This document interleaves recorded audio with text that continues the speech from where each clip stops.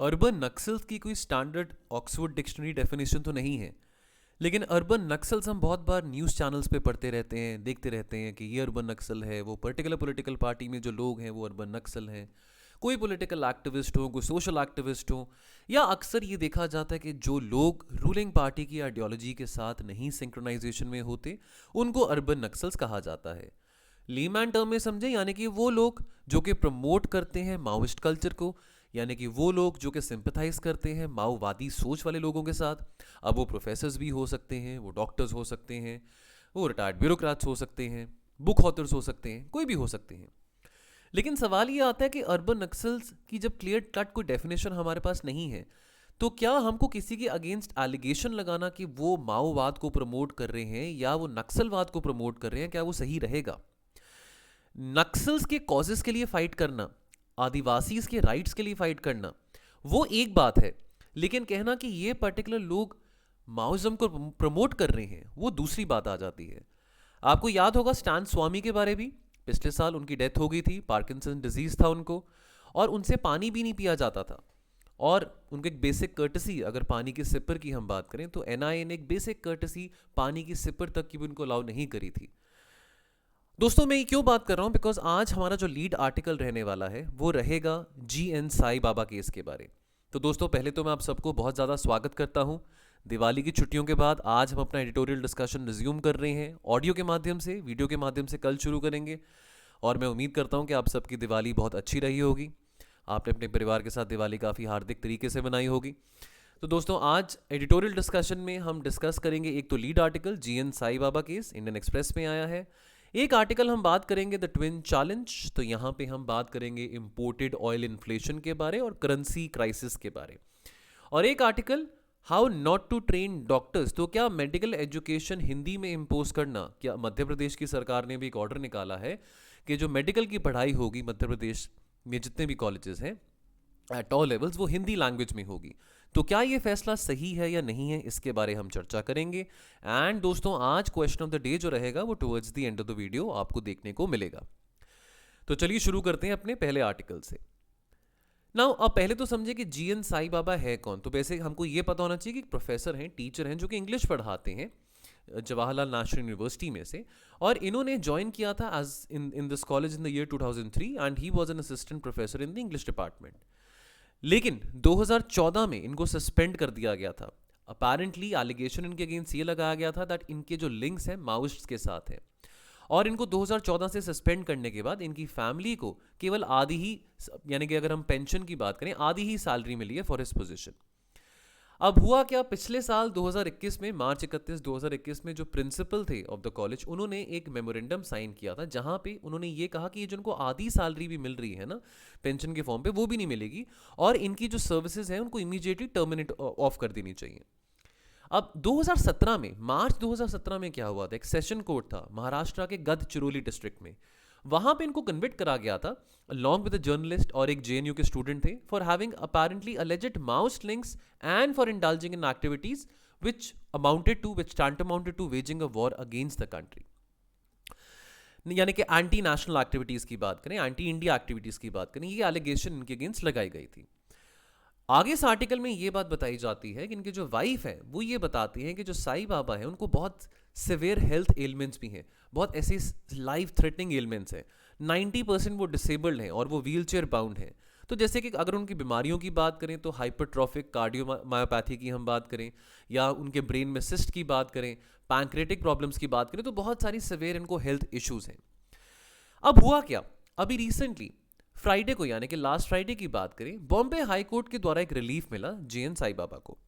अब जो नागपुर बेंच था बॉम्बे हाई कोर्ट का, उन्होंने एक्विट करा apparently alleged Maoist sympathiser GN Sai Baba को, और जो फॉर्मर JNU प्रोफेसर थे उनको इस बात से एक्विट करा गया कि भाई इनके किसी तरह के लिंक्स जो थे बैंड एक्सट्रीमिस्ट ऑर्गेनाइजेशन के साथ, तो यहाँ पे इनको थोड़ी राहत मिली। ये कहा गया कि यहाँ पे कुछ प्रोसीजरल लूप होल्स हैं कि युवापा का जो कानून इनके ऊपर जो इम्पोज करा गया है, कुछ ऐसे पर्टिकुलर सेफगार्ड्स हैं जिनको प्रॉपर्ली स्टडी नहीं किया गया, और इनके अगेंस्ट जो युवापा के सेक्शंस लगाए गए हैं वो गलत तरीके से लगाए गए हैं। अभी तक ये बात की पुष्टि नहीं हो पाई है कि वो क्या ये वाकई में कोई अपेरेंटली एंटी इंडिया एक्टिविटीज में इन्वॉल्व थे कि नहीं थे। अब इनको, जैसे कि अभी मैंने आपको पहले भी बताया, ये एक उम्र कैद की सज़ा काट रहे थे नागपुर सेंट्रल जेल में for having Maoist link since 2017। लेकिन ये जो sentence Nagpur bench of Bombay high court ने पास किया था, इस सेंटेंस को सुप्रीम कोर्ट के द्वारा रद्द कर दिया गया। और सुप्रीम कोर्ट ने सैटरडे को ये बोला कि नहीं, जो जीएन साई बाबा हैं ये भी जेल में ही रहेंगे, अपना टेन्योर सर्व करेंगे। अब क्या होता है, अब हमको क्या समझने की जरूरत है यहाँ पे, जो हमारे सोलिसिटर जनरल ऑफ इंडिया हैं तुषार मेहता, उन्होंने अप्रोच किया हाई कोर्ट के इस ऑर्डर के अगेंस्ट। और उनका ये कहना है कि देखो, हाई कोर्ट ने जो मैटर स्टडी करा है जीएन साई बाबा का, उन्होंने इस केस के मेरिट्स को स्टडी नहीं करा, सिर्फ प्रोसीजरल लैप्सेस को स्टडी करा है। और ये कहा गया कि इसमें प्रॉपर इन्वेस्टिगेशन नहीं करी गई है। हाई कोर्ट का जो फैसला है on the appeals against the conviction, उसने ये हेल्ड किया कि जो ट्रायल हुआ था, यानी कि जो सेशंस कोर्ट में, यानी कि गढ़चिरौली डिस्ट्रिक्ट के जो सेशन कोर्ट में जो ट्रायल हुआ था जीएन साई बाबा के अगेंस्ट, ये अच्छे तरीके से ट्रायल नहीं हुआ है। इनफैक्ट इस Nagpur bench of Bombay high court ने ये भी कहा था कि जो इन्वेस्टिगेशन उसको फिर से रीट्राई करी जाए। उन्होंने ये कहा था, हाई कोर्ट ने ये रूल किया था that the same took place in the absence of valid sanction under section 45(1) of the UAPA, यानी कि Unlawful Activities Prevention Act। एक लेमैन टर्म में आपको बात पता होनी चाहिए कि जब हम यूआपा की बात करते हैं, इसमें ना काफ़ी स्ट्रिंजेंट कंडीशंस होती हैं, आपको इजीली इसमें बेल नहीं मिल सकती है। और अपेरेंटली अगर आपके ऐसे लिंक्स पाए जाते हैं किसी टेररिस्ट ऑर्गेनाइजेशन के साथ, या अगर आप ऐसे अपेरेंटली एंटी इंडिया एक्टिविटीज़ में इन्वॉल्व हैं, तो सरकार के पास पूरा दायरा है कि वो यूआपा का कानून आपके अगेंस्ट इम्पोज कर सकती है और आपको इतनी आसानी से बेल भी नहीं मिलती है। काफ़ी स्ट्रिंजेंट प्रोविजन है इसमें। अब हाई कोर्ट के द्वारा यहाँ पे क्या आर्गुमेंट्स आए हैं उसको हम जान लेते हैं। अब यहाँ पे हाई कोर्ट ये कहता है, हाई कोर्ट ने जो लोअर कोर्ट यानी कि जो सेशन कोर्ट का जो फैसला था जो कि 2017 में सुनाया गया था, उसको सेट अपार्ट कर दिया है। वो बोला है कि भी नहीं, इन्होंने यहाँ पे प्रॉपर्ली बस मुद्दे को इन्वेस्टिगेट नहीं किया था और गलत तरीके से यूआपा के जो सेक्शंस हैं यहाँ पे इम्पोज करे गए हैं। और यहाँ तक कि जैसे आपको मैंने बताया, हाई कोर्ट ने ये लिबर्टी भी दी है प्रोसिक्यूशन को कि वो फिर से ये इन्वेस्टिगेशन को खोल सकते हैं और रीट्रायल कर सकते हैं। महाराष्ट्र की सरकार का क्या रिस्पॉन्स रहा था? महाराष्ट्र की सरकार ने ये बोला कि देखो, ये जो लोग हैं जीएन साई बाबा जैसे, ये देश के लिए बहुत बड़ा खतरा है, और अगर ये एक मिनट के लिए भी अगर बाहर हैं या अगर ये रिलीज हैं, अगर इनको बेल मिल गई है, तो वो देश के लिए बहुत बड़ा खतरा है, समाज के लिए बहुत बड़ा खतरा है। और यही जो एप्रीहेंशंस या यही जो कंसर्न्स जो महाराष्ट्र की सरकार ने, सॉलिसिटर जनरल ने जो रेस करे, यही कंसर्न्स को दोहराया गया सुप्रीम कोर्ट के ऑर्डर में, जहां पे ये बात करेगी दैट द कन्विक्शन है by the trial court and the possibility of the guilt of the accused being upheld on merits. तो यहाँ पे यानी कि सुप्रीम कोर्ट सपोर्ट कर रही है जो कि महाराष्ट्र की सरकार का स्टैंड है। तो सुप्रीम कोर्ट कह रही है कि नहीं, ये जो बॉम्बे हाई कोर्ट ने रिलीज करा है, क्विट करा है, ये बात सही नहीं है। और क्योंकि देखिए, डेफिनेटली जब यूआपा की बात आती है, टेररिज्म की बात आती है, तो यहाँ पे तो कोई मना नहीं करेगा, ना सुप्रीम कोर्ट मना करेंगे, ना कोई सरकार मना करेगी। भाई कड़े से कड़े कदम उठाने चाहिए, जो भी कानून हमारे पास अवेलेबल है उनको यूटिलाइज करना चाहिए अगर कोई इस तरह की एंटी टेररिस्ट एक्टिविटीज कर रहा है, एंटी इंडिया एक्टिविटीज कर रहा है। सुप्रीम कोर्ट और बॉम्बे हाई कोर्ट ने दो कंट्रास्टिंग, यानी कि यहाँ पे ना दो डिफरेंट अप्रोचेस हमको समझने को मिलती हैं, यानी कि एक अप्रोच सुप्रीम कोर्ट की और एक अप्रोच बॉम्बे हाई कोर्ट की, particularly regarding the serious offences against the state security. Supreme court ऐसा दिखता है, अपीयर किया जा रहा है that it is primarily moved by the gravity of the event, यानी कि सुप्रीम कोर्ट इस ऑफेंस को, यानी कि सुप्रीम कोर्ट इस बात को बहुत सीरियसली ले रहा है कि अगर इस व्यक्ति के लिंक किसी माओइस्ट ऑर्गेनाइजेशन के साथ या माओइस्ट के साथ हैं, तो इस बात को प्रूफ किया जाए। यानी कि सुप्रीम कोर्ट मौका देना चाहता है स्टेट को इस बात को प्रूफ करने के लिए। वेयरएज बॉम्बे हाई कोर्ट का क्या कहना है? बॉम्बे हाई कोर्ट यहां पे कह रहा है दैट देखो, नेशनल सिक्योरिटी तो एक बात आती है, लेकिन नेशनल सिक्योरिटी और साथ में किसी व्यक्ति की पर्सनल लिबर्टी का भी तो बैलेंस मेंटेन करना है ना। बॉम्बे हाई कोर्ट यहां पे थोड़ी सिंपैथी दिखा रहा है दैट जब ये व्यक्ति व्हील बाउंड है, व्हील चेयर पे है, और इसके पास इतने सारे सीरियस हेल्थ एलिमेंट्स हैं, तो क्यों ना उसको राहत मिली जाए, क्यों ना उसको रिलीज किया जाए। अब देखिए, यहां पे जैसे यूआपा जैसे कानून की बात करें, तो हमको ये पता है कि यहां पे आपकी पर्सनल लिबर्टी को कर्टेल किया जा सकता है। ठीक है, अब आपको नहीं पता कि अगर आपको यूआपा के कानून के चलते अगर आपको जेल में डाला गया है, अगर आपके ऊपर यूआपा के सेक्शंस इंपोज करे गए हैं, तो हमें नहीं पता कि इन्वेस्टिगेशन को कितना टाइम लगेगा, और बेल की कंडीशंस यहाँ पे बहुत स्ट्रिक्ट होती हैं। लेकिन हाई कोर्ट क्या कह रहा है?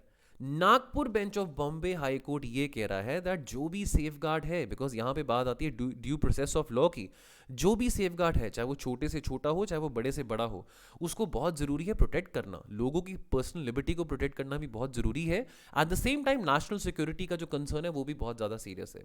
तो नोबडी इज सेइंग, अगेन यहाँ पे इस आर्टिकल में मैं कॉलमनिस्ट के व्यूज़ आपके साथ डिस्कस कर रहा हूँ, बिकॉज जो सेंट्रल बात इस आर्टिकल में डिस्कस करी गई है वो बात है कि बैलेंस कैसे बनाया जा सके नेशनल सिक्योरिटी और पर्सनल लिबर्टी के बीच में। अब इसमें तो कोई दो राहें नहीं है। देखिए, जो वॉर अगेंस्ट टेरर है इसको तो बहुत सीरियस तरीके से लड़ना ही पड़ेगा, राज्य सरकार को भी, केंद्र सरकार को भी। और काउंटर टेररिज्म को लेके हम तो ग्लोबली भी कितने सारे मेजर्स हम प्रमोट करते हैं, है ना। यूएन लेवल तक हमने कितने सारे मेजर्स प्रमोट करे हैं काउंटर टेररिज्म को लेके। जो भी हथियार सरकार के पास है, चाहे वो किसी कानून के फॉर्म में हो, वो सरकार को डेफिनेटली इस्तेमाल करना चाहिए in the fight against terror, है ना।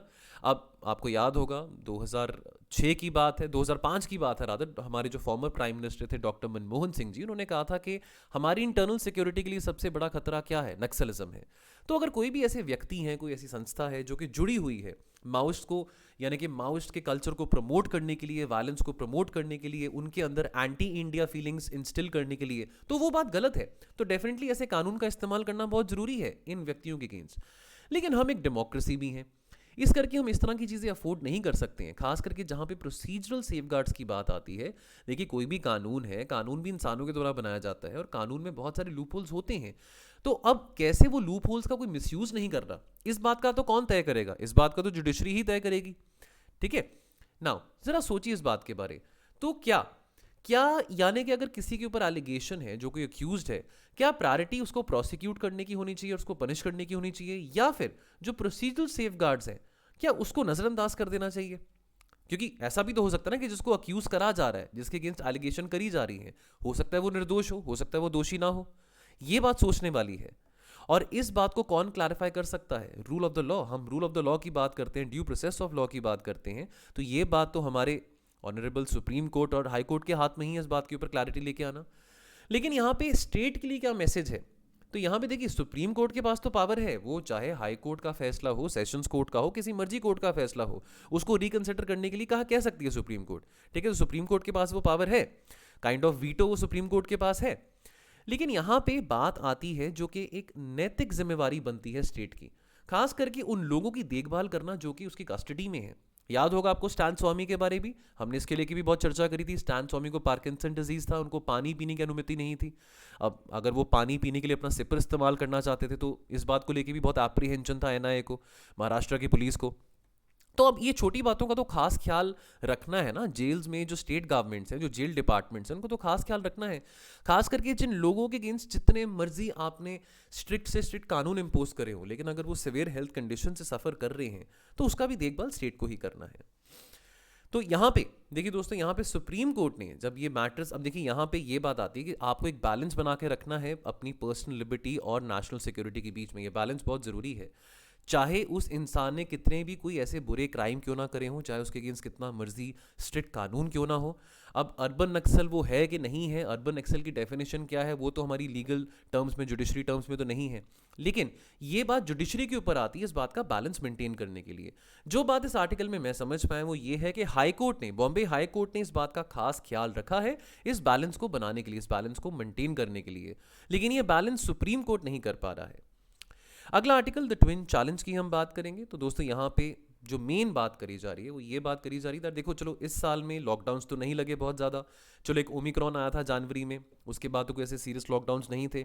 उम्मीद थी कि ग्लोबल इकॉनमी रिकवर करेगी, पोस्ट पैंडमिक रिकवरी होगी, टूरिज्म बढ़ेगा, लोग बाहर जाना शुरू करेंगे। लेकिन अगेन अगर हम ग्लोबल ट्रेंड्स की बात करें तो सिंस February 24, 2022, यानी कि जब से रशिया यूक्रेन की वॉर शुरू हुई है, we are seeing in a lot of volatility in the prices of oil specially. And अभी बहुत सारे देश हैं, बहुत सारी कंट्रीज़ हैं, यूके की बात करें, जर्मनी की बात करें, अमेरिका हो, जहाँ पे जो इन्फ्लेशन है वो बहुत ज़्यादा हाई है और अभी हम रिसेशनरी ट्रेंड्स के टुवर्ड्स भी लुक फॉरवर्ड कर रहे हैं। देखिए यूके में सरकार बदली है ना, लिस्ट ट्रूस 45 दिन भी प्रधानमंत्री नहीं टिक पाए थे। अब ऋषि सुनक जी प्रधानमंत्री बने तो काफ़ी उम्मीद है उनसे कि कैसे यूके को इकोनॉमिकली और ग्रो किया जा सकता है उनके टेन्योर में, उनके कार्यकाल में, कि कैसे यूके की इकोनॉमिक रिकवरी हो सकती है। तो बहुत सारे देश हैं इस अभी स्थिति से, इस आर्थिक कठिनाई से गुजर रहे हैं। अब हम कहते हैं कि इंडिया एक स्वीट स्पॉट में है, कि हमारे यहाँ पे महंगाई इतनी ज़्यादा नहीं है जितनी बाकी देशों में है। लेकिन इस बात से हम कंप्लेसेंट नहीं हो सकते हैं। हम ये भी कहते हैं कि हमारी करेंसी विज़ावी डॉलर वो ज़रूर वीक हुई है, लेकिन जो बाकी करेंसीज हैं, पाउंड है, यूरो है, वो रुपी से ज़्यादा वीक हुई हैं। तो अगेन इस बात का हम कुशन लेके, इस बात की हम कंप्लेसेंसी लेके नहीं आ सकते हैं। और ये वोलेटिलिटी आने वाले समय में भी रहने वाली है। देखिए अब नॉर्थ स्ट्रीम पाइपलाइन को शट डाउन कर दिया गया है, आने वाले समय में यूरोप में एक बहुत बड़ा एनर्जी क्राइसिस, इनफैक्ट यूरोप में एनर्जी क्राइसिस अभी आ ही चुका है, तभी करके रिसेशनरी ट्रेंड्स भी हम यूरोप में देख रहे हैं। अब व्लादिमीर पुतिन कह रहे हैं कि भाई ये लड़ाई तो चलो चलती रहेगी, लेकिन आपको मैं गैस सप्लाई नहीं करूंगा। आने वाले समय में अब यूरोप में सर्दियां हैं, तो अपने अगर हम घर में उनकी बिजली की बात करें, हीटर्स की बात करें, तो उनको गैस की बहुत ज़्यादा रिक्वायरमेंट है। अब उसके चलते अगर गैस नहीं आएगा यूरोप के पास, तो ऑब्वियसली अब बिजली का उत्पादन करने के लिए कोल बर्न करना पड़ेगा, जो कि ऑब्वियसली इन्वायरमेंटली भी एक अच्छा ऑप्शन नहीं है, इको फ्रेंडली ऑप्शन नहीं है। और जहाँ तक ऑयल की बात करें, तो अभी रिसेंटली 10 दिन पहले की बात है, अगर हम ओपेक की बात करें, तो ओपेक ने क्या डिसाइड किया? ओपेक ने बोला कि जी हम ऑयल की प्रोडक्शन को ना थोड़ा कट डाउन कर देंगे। ठीक है, अब आप ऑयल प्रोडक्शन को कट डाउन कर रहे हैं, लेकिन डिमांड में तो कट डाउन नहीं हुआ ना, डिमांड में तो कटौती देखने को नहीं मिल रही है, लेकिन आप ऑयल के उत्पादन में कटौती कर रहे हैं। इससे क्या होगा? डेफिनेटली ऑयल प्राइसेस बढ़ेंगे। अब अगर मैं सितंबर की बात करूं, तो ऑयल का प्राइस $90 प्रति बैरल था। अब इस फैसले के बाद, ओपेक के इस फैसले के बाद, ऑयल के जो दाम थे वो $110, 110, $112 प्रति बैरल पे पहुंच चुके थे। अब इनका तो मुनाफा है ना, जो ओपेक वाले देश हैं, लेकिन लोगों को तो नुकसान है, खास करके भारत को। हम कितना सारा ऑयल इंपोर्ट करते हैं। और अगर हम अपनी बात करें, तो लगभग 35% जो हमारे टोटल इंपोर्ट्स होते हैं, उसमें से वो ऑयल ही होता है, यानी कि crude has a share of 30 to 33% in the total imports. तो इसको हम इंपोर्टिंग इन्फ्लेशन भी कह सकते हैं। अब चलो आप कहेंगे कि सर अगर रुपये की वैल्यू डिप्रिशिएट कर रही है अगेंस्ट द डॉलर, तो उससे हमारे एक्सपोर्टर्स को फायदा होगा। लेकिन एक्सपोर्टर्स को फायदा तभी होगा ना, जब जो चीज़ हम एक्सपोर्ट करते हैं उसकी डिमांड बाहर होगी।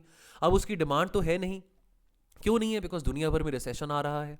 अब इससे हमको क्या, अब चलो या तो हो कि चलो हम इंपोर्ट बहुत करें, लेकिन हमारे एक्सपोर्ट भी बहुत ज़्यादा हो रहे हैं, तो उससे हम अपने ट्रेड डेफिसिट को फाइनेंस कर सकते हैं। ठीक है, लेकिन हमारा ट्रेड डेफिसिट और करंट अकाउंट डेफिसिट बढ़ता ही जा रहा है, और एक्सपोर्ट्स हमारे इतने स्ट्रांग नहीं है। तो ट्रेड डेफिसिट की बात करें, तो इस साल के फर्स्ट हाफ में $150 बिलियन था, और उम्मीद की जा रही है कि शायद इस साल के एंड तक $300 बिलियन तक पहुंच सके। जैसे आपको मैंने बताया, अगर हम अपने सॉफ्टवेयर एक्सपोर्ट्स की बात करें, तो देखिए अब हमारे बहुत सारे सॉफ्टवेयर एक्सपोर्ट्स कहाँ पे जाते हैं? यूरोप में जाते हैं, अमेरिका में जाते हैं। लेकिन अगर वहाँ पे रिसेशन है, तो हमारी जो मार्केट है वहाँ पे वो कंट्रैक्ट करेगी, यानी कि डिमांड इन चीज़ों की वहाँ पे कम होगी। ठीक है, अब कितनी लिमिट है? आरबीआई कहता है कि भाई $100 प्रति बैरल की जो लिमिट है ना, ये जो सीमा है ना, इसको मैं टॉलरेट कर सकता हूँ। इससे ज़्यादा अगर ऑयल के दाम जाते हैं, तो वो इन्फ्लेशन हमारा बहुत स्पायरल हो जाएगा। ऑलरेडी हमारा कंफर्ट जोन क्या है इन्फ्लेशन का? कि भाई हमारी इन्फ्लेशन 2% से कम नहीं होनी चाहिए और 6% से ज़्यादा नहीं होनी चाहिए। अब आने वाले समय में हम देखेंगे कि रेपो रेट हाइक भी होगा, चाहे वो इंडिया में हो चाहे वो अमेरिका में हो। अब अमेरिका के फेडरल बैंक की बात करें, वहाँ पे भी रेपो रेट हाइक हुआ था, वहाँ पे भी इंटरेस्ट रेट हाइक हुआ था। इंडिया में भी हो रहा है। इन्फ्लेशन को कंटेन करने के लिए रेपो रेट अक्सर जो सेंट्रल बैंक गवर्नर्स होते हैं वो हाइक करते हैं। लेकिन अगर तेल के दाम आने वाले समय में $100 प्रति बैरल से भी ज़्यादा चले जाते हैं, तो वो हमारे लिए मुसीबत की बात है। लेकिन अगर चले जाते हैं, तो ज़रा सोचिए, चलो इन्फ्लेशन तो बढ़ेगा बढ़ेगा, इंपोर्टिंग इन्फ्लेशन तो बढ़ेगा, लेकिन क्या सरकार इस बढ़ते दाम को अब्जॉर्ब कर पाएगी? क्या सरकार को जो ऑयल मार्केटिंग कंपनीज हैं, क्या उनको फोर्सफुली कहना पड़ेगा कि भी हम तेल के दाम नहीं बढ़ाएंगे, आपको ही लॉसेस सफ़र करने पड़ेंगे? याद करिए 2014 की अगर हम बात करें, तो 2014 से पहले हम अगर अब तो चलो डीरेगुलेटेड हो गया, लेकिन पहले तो रेगुलेटेड थे ऑयल प्राइसेस। अब तो रोज़ बदलते रहते हैं ऑयल प्राइसेस। लेकिन ऑयल मार्केटिंग कंपनीज कितने लॉसेज में थे? बिकॉज सरकार बहुत सारा सब्सिडीज़ देती थी तेल के ऊपर, पेट्रोल के ऊपर, डीजल के ऊपर। अब क्या सरकार को अपनी सब्सिडी बढ़ानी पड़ेगी? बिकॉज सरकार ये भी नहीं चाहेगी, बिकॉज देखिए 2024 में इलेक्शन भी है ना, और महंगाई एक ऐसा मुद्दा है जो कि किसी भी सरकार को चैन से नहीं सोने देता है, चाहे वो भारत हो चाहे वो यूके हो, है ना। तो अब ये मुद्दा भारत सरकार के लिए भी बहुत इंपॉर्टेंट रहेगा कि भाई अगर हमको सब्सिडी देनी पड़ेगी, अगर अंतर्राष्ट्रीय मार्केट में तेल के दाम बढ़ते हैं, या तो फिर जो ऑयल मार्केटिंग कंपनीज हैं उनको प्रेशराइज करो कि भाई आप अभी लॉसेज अब्जॉर्ब करिए, है ना। और तेल के दाम बढ़ने से ये नहीं कि आप जो गाड़ी में तेल बढ़ा रहे हैं उसी का दाम बढ़ रहा है, और भी बहुत सारी चीज़ें हैं।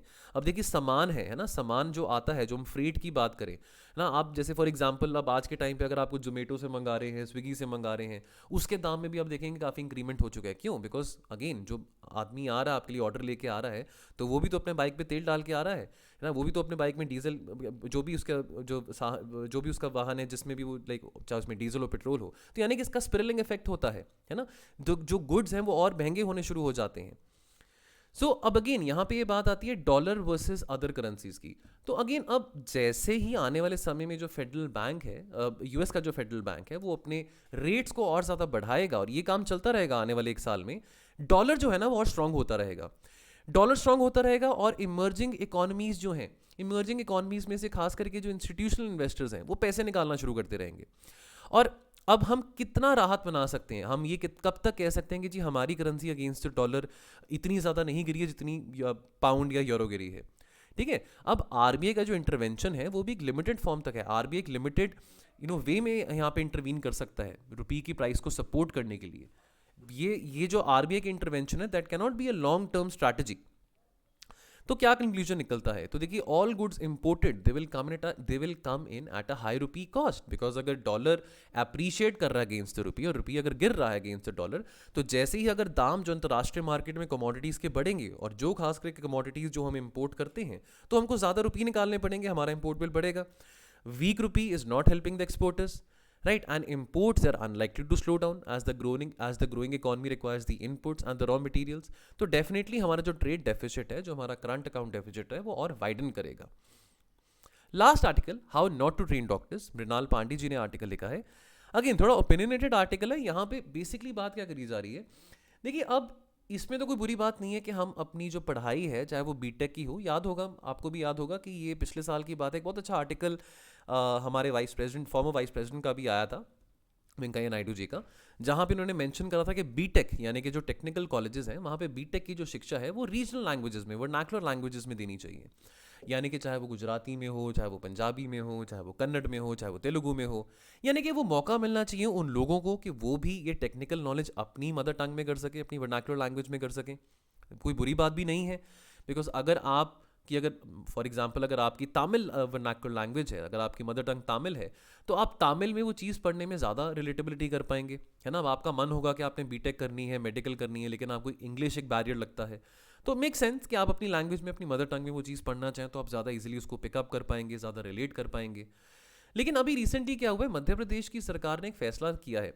मध्य प्रदेश की सरकार ने फैसला सुनाया है कि भी जो माध्यम होगा ना स्टूडेंट्स का, जो कि खास करके मेडिकल की पढ़ाई कर रहे हैं, वो अब हिंदी में होगा, इंग्लिश में नहीं होगा। चलो, ये मध्य प्रदेश की सरकार ने फैसला सुना दिया, लेकिन इस बात को लेके कोई सलाह नहीं करी किसी के साथ, लिंग्विस्ट्स के साथ, एडवाइजर्स के साथ, डॉक्टर्स के साथ, कि क्या ये फैसला फीजिबल है कि नहीं है। देखिए, अब पहले तो कुछ मेडिकल एजुकेशन की बात करें। मेडिकल एजुकेशन के बारे काफ़ी बातें सामने आई थी, चैलेंजेस क्या क्या मेडिकल एजुकेशन में, खास करके जब ऑपरेशन गंगा हुआ था, यूक्रेन से जब बच्चों को इवैक्यूएट किया था, तो ये डिबेट सामने चली थी यार देखो, इतने सारे बच्चे वहाँ पे जाके मेडिकल की पढ़ाई कर रहे हैं, क्या इंडिया में मेडिकल कॉलेजेस नहीं है कि वो यहाँ पे पढ़ाई नहीं कर सकते हैं। तो काफ़ी चैलेंजेस हमारी मेडिकल एजुकेशन में आते हैं। ऐसा तो नहीं है कि हमारे यहाँ पे कॉलेजेस नहीं हैं, ठीक है, लेकिन कॉलेजेस तो बढ़ गए हैं, कॉलेजेस तो इनफैक्ट बहुत ज़्यादा बढ़े हैं। लेकिन अगर हम क्वालिटी टीचिंग की बात करें, फैकल्टीज़ की बात करें, जो पढ़ाने वाले जो टीचर्स हैं, प्रोफेसर्स हैं, वो नहीं बढ़े हैं, है ना। अब आंकड़े क्या बताते हैं कि सीटें बढ़ रही हैं, number of colleges they have grown by 36%। तो क्वांटिटी तो इंक्रीज हो रही है, लेकिन क्वालिटी इंक्रीज हो रही है कि नहीं हो रही है, वो बात आती है।